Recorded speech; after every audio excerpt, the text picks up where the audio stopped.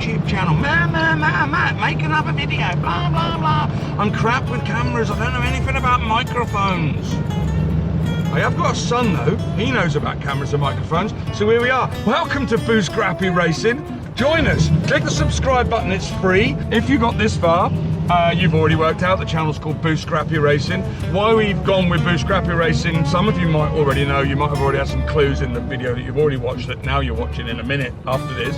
Oh. And that was slick. And yeah, so, but we'll tell you some more about that later on, and over the coming videos why we've got the name Buscrapi Racing will become more obvious. We're going to try and make a video every week. Good luck with that, I don't know. Ben's in charge, so we probably will make one most weeks. And we got one question for you.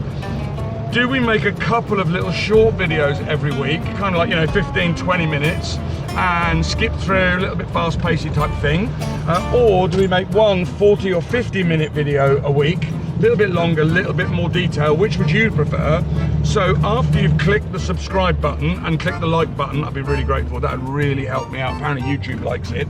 After you've done that, you could go down to the comments and tell us 2 shorter videos a week or 1 longer video a week. Which would you prefer? Would be ever so grateful. Thank you very much. Nice. What I'm going to do now, because I'm not really very nice, is I'm going to make you sit through the video that we made before for Brian's channel about when we went to Angoulême for the day for the second year Empire. And it's not going to be exactly the same. We're going to cut some extra stuff in and cut some bits out, but we would really appreciate you watching it again, because it's been 10 months, let's be honest. You've been drinking since then, you've forgotten most of it, and you'll think it's all a new story. So yeah, if you could watch to the end, I'd be ever so grateful. And then after that little video, there'll be some more stuff, and it'll be even more better than what this is. Salut les garçons, je suis Matt, j'habite en France avec le rat. That's the end of the French people, I've got nothing. Brian's been asked by a lot of people what's happened to the rat, what's it doing, where's it at, so he asked me if I'd make a little video, and here I am. So I kind of want to share with you the story, if I can, of the first couple of weeks of owning the car. I'm going to be as brief as I can be, but I do tend to waffle on, so make yourself comfy, make a cup of tea, or just fast forward through this claptrap and get back to Brian, which I know is what you probably want to watch. Anywho, we picked the car up from Brian. My son, little backstory, lives in New Zealand. He was over, we don't see him very often, so this was a great thing for us to do together. He went and picked the car up.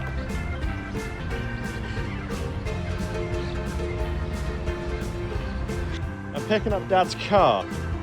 It's definitely a car, I promise. And I'm now going to go and jump on the queue for the ferry to go to France. What do we reckon that customs is going to say? I had to take a quick lap around the highways to get back into the port where we did the drop off. We loaded up, we're in the queue. This thing is so sick. I only get to drive it for like 5 minutes, but it is so cool. That's the view you get from the driving seat. Nice mirror though.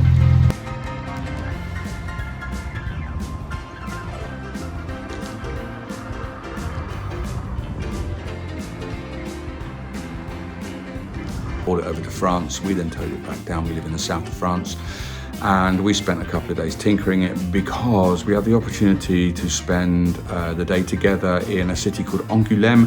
If you know Angoulême, it's famous for a couple of things. It's where the author of Tintin was born. It's also where once a year they have a classic car meeting, the Circuit du Rempart. Sorry for the pronunciation if you actually speak French. But it's a classic car meeting of some standing, and we wanted to go along. We wanted to take the rat. I'm a member of the local car club. They agreed that we could go with them and be in convoy with them and be in the little car park area they're allocated. So on the morning we met up, and to be honest, it was a little bit of a shock because the car park had a McLaren, a Ferrari, a Porsche, you know, modern, fast stuff, and us. But it was fine, we're a club, we're all going to stick together. We drove out in convoy, it was fine for 10 or 15 minutes. We get on the motorway and it's fine for another 5 minutes, at which point the driver of the McLaren decided it was time to do a little flexing. He went past me, conservative guess, 175, 185 mile an hour, at which point everyone decided to follow him. But that was okay because all of them knew that one of the others had been told to make sure that we got there and to let us follow them. So they all knew that we were being helped by someone else, which in fact we weren't. We got completely separated from them, we were lost. This isn't a small event. This is thousands of cars. They come from all over the world. There were cars shipped in. We met people from Jordan and from Australia and from South Africa and from America and from New Zealand, all over Europe, England, everywhere. So it's a huge event. We weren't phased. We'll just enjoy our day. We don't need the club. Okay, we can't go on the proper rally, and okay, lunch has now become a bit of a problem, but it's okay. You know, we're resourceful. So we're driving through Angoulême, taking in all the sights. We come to a roundabout. There's a couple of Bugattis stopped on the roundabout. There's a little, like a press stand with photographers, and they're taking pictures of these cars as they pass. So we stop, respectful distance back, let them take their pictures. As we go to drive away, the photographer flags us down. He wants to take some pictures. So he does, and now there's another couple of Bugattis and a blower Bentley and another Bentley behind us. And we're a little bit trapped, and we shout to the person in front, where do we go? And she says, oh, follow us. So we now turn right and we go up this little ramp, and that's where the Rat was entered in the Concours d'Elegance at Angoulême 2024. We're parked up in a car park with film cameras from all around the world and photographers and beautiful cars, and it's the Rally of Legends, and it was incredible. We were told that we needed to go for coffee and pastries with all the other drivers and crew, so we did. It was wonderful. We stood, we talked about cars. Not gonna lie, there was a little bit of a crowd around all of the cars, but the Rat, it's like a people magnet. I've got a couple of pictures that I'm gonna send to Brian. Hopefully he'll cut those in here. And a couple of little videos. We didn't do much, we were having such a good time. Anyway, we're there. And now all of a sudden one car starts up and they start to drive. They drive to the gate and we're looking, we don't know what to do because we're not meant to be there, remember? We haven't got the itinerary. And another car starts up and I said to the guy in the car next to me, so what do we do now? Oh, just start the car, get in the queue. We get in the queue, we get to the gate. The security guard on the gate, he says, placard, bracelet, ticket, invitation, and I'm like, I don't understand. I don't know what to tell you. I don't know what to say. When the guy in the Bugatti behind us just shouts, he's with us, give him a book and let him through. Okay, so we then get given the road book for the Rally of Legends. We spend the next 100 kilometers driving with all of these beautiful cars and these hilarious people. I gotta tell you, people who own Bugattis and blower Bentleys and they're like, they're all mad. They don't give a flying toss. At one point, we're driving through Angoulême quite slowly because there's the traffic. This woman yells, follow me. She's on the pavement. She's in the bus lane. It's not just a painted bus lane. There's a curb between the two. And we are now in convoy flying down the bus lane. Everyone's clapping and cheering. Oh, this is brilliant. Anyway, we drive for a couple of hours. We arrive at this lovely little lake. There's a breakfast buffet. There's fruits and pastries and coffees and breakfast beers, which is a thing in France. If you don't live in France, come to France. Breakfast beer, come on. So yeah, that's all going on. We just wander in and we join in and we're now part of the team. Everyone's talking about the car and the cars and stuff. We drive another hour, we arrive at this most stunning chateau. I mean, it's incredible, where the sit-down three-course lunch is taking place.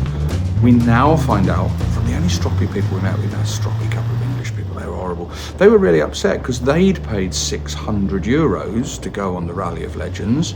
Everyone else thought it was hilarious that we blagged our way in the Rat. They were really upset, it wasn't fair that they'd paid £600. Right up until one of the other guys literally told them to fuck off and wind the necks in, which was fantastic. So lunch is done. Another 70 kilometers of driving, and this thing is now, it's finished. It's all starting to come to an end. Every town we go through now, there's hundreds of people there clapping and cheering.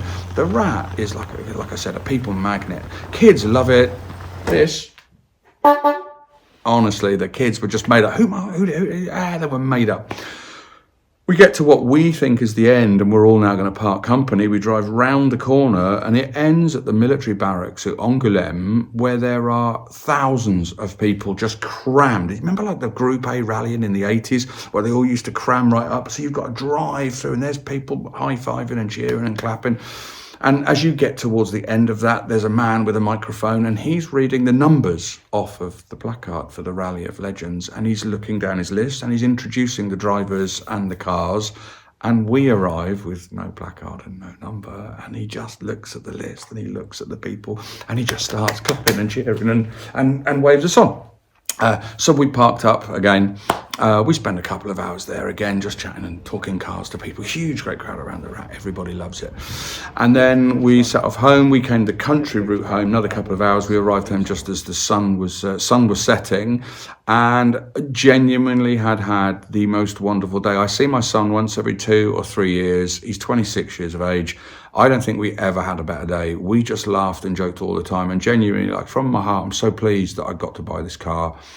Thanks to Brian for building such a hilarious vehicle. Thanks for selling it to me. I don't know why he picked me, but thanks for selling it to me when I know he had a lot of people after it. I know I didn't offer the most money of anyone out there. Without Brian and without the Rat, my son and I would have had a lovely day, I'm sure, but not the best day we'd ever had. So there you go. There's the first adventure with the Rat in France, which has now, by the way, been nicknamed by the locals as the Buscrapi, because we're part of the Bugatti Owners Club. If you're still with us, thank you very much indeed. Really appreciate it. We're still learning about making videos. In fact, we're still learning about a lot of things. We've learned a lot up to now. We've learned an awful lot about the Rat. Angoulême was fantastic as a trip. We learned several things. We learned that the front end was specifically designed to try and kill whoever was driving or traveling in the car. The front shocks looked wonderful, but they did absolutely nothing. And if you hit, it was all right if you hit a bump once, and with both front wheels, that was kind of okay. If you hit a bump with one front wheel and then the other front wheel very quickly afterwards, you got this mad oscillation. And we tried a couple of times to video it, but I'm not joking, it was desperately trying to kill you. Once it started to build up speed, the only thing you could do was hang on to the steering, lift off the throttle and hope to slow down. If you hit a bump at the right time, that would help, but it was violent. And that was anything over, I want to say anything over about 50. It was pretty scary, to be absolutely honest. The footage at the beginning of this video of us really flying along was amazing. We were probably doing maybe 80, but we were on a runway, so it was absolutely billiard table flat, it was just brilliant. It was really good. The corner at the end did highlight that we had a little bit of a problem with front tyres. The front tyres originally were motorbike tyres, 18-inch tyres, lots of money. So that needs looking at. The rear end, we had a couple of problems with. The nut fell off, actually, one of the bolts holding the axle onto the spring, which was fine because we had a repair on board, big old bag of cable ties. It was also fine because we've now got a nickname for Brian. With love, my friend. You are now forever after known as Finger Tight Brian. That nut was the first of many ever since then. In fact, every time we've driven the car since then, something has rattled loose. So it's now become this reflex action. If we're in it, on it, under it, as you're fixing something, fix what's right in front of you, kind of glance over here, oh, I wonder what that nut's for. Oh, I wonder whether that's finger tight. Tighten it up. Wonder if we could put a bit of Loctite on that. So yeah, we've done a little bit of that. We are working our way around it, and I think we've got most of the finger tightness out. However, Finger Tight Brian is what Brian is forevermore known as. If you think that Brian of Oak Swamp Garage, link down below, should make a Finger Tight Brian t-shirt, head over to his channel and tell him that you want to see a Finger Tight Brian t-shirt, because I think it'd be a great idea, and I want him to make them so that I can buy one and so that I can wear it when I'm in my car. What else did we have as a bit of a disaster? We had a bit of a problem with the fuel system. There's a tank lining, and the tank lining that lines the inside of the tank decided that it wanted to escape. There's probably going to be some footage in another video about that at some point in the future, because we fixed that and it was quite exciting. We're all still here, it's fine. If you're watching this, Mum, no one was hurt, nothing was damaged, but it was quite exciting. Okay, so we're working at that. We're learning all as we go. We're working hard on these videos. Ben especially, who's currently standing that side of the camera, he's working really hard to learn how to do this, to learn how to to learn how to make me look as stupid as possible and make it interesting at the same time, I expect. So we are doing that. If you guys have got any suggestions about light and sound and video and, you know, music and editing, any of that stuff, it's all greatly received.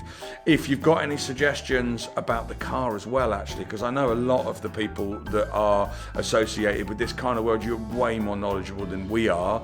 So if you see anything during any of these videos that are like, you know, hang on a minute, you should try connecting that bit to that bit, or, you know, whatever, then please let me know. Honestly, I won't be offended if I've done anything stupid. If I haven't done anything stupid, let's be honest, I'll be absolutely amazed. But if I've done anything really stupid, then, you know, let us know. If you see anything and you think you've maybe got a good idea for making the rap better, then yeah, comment down below, reach out. I'd really like to hear your suggestions. I'd really love any advice that you can offer us. Going quicker is the general vibe. There's racing in the name. Going quicker is the general kind of vibe. So we are looking at making additions to the car in the future. You're coming too. We'll bring you along. We'll make more videos about it, to make the car faster as and when we're absolutely ready. If you think the video's rubbish, don't hold back. Let us know, because we want to make them better as we go. So honestly, honesty. Just let us know either way, whatever you think. Okay, so that's the end of our first video. I hope you enjoyed it. If you did, please help us out. We really want to make a go of this. So if you can think of anyone that might like to watch the video, if anyone that you know that's a fan of the rat or this kind of content, please, if you could share the video, we'd be really grateful. You know, all the usual YouTube stuff that everyone says. It would really help us out. And we'll see you in the next video. It's Buscrapi Racing. Stay kind and keep making cool shit out of rusty shit. Oh, subscribe, comment, like. Thank you.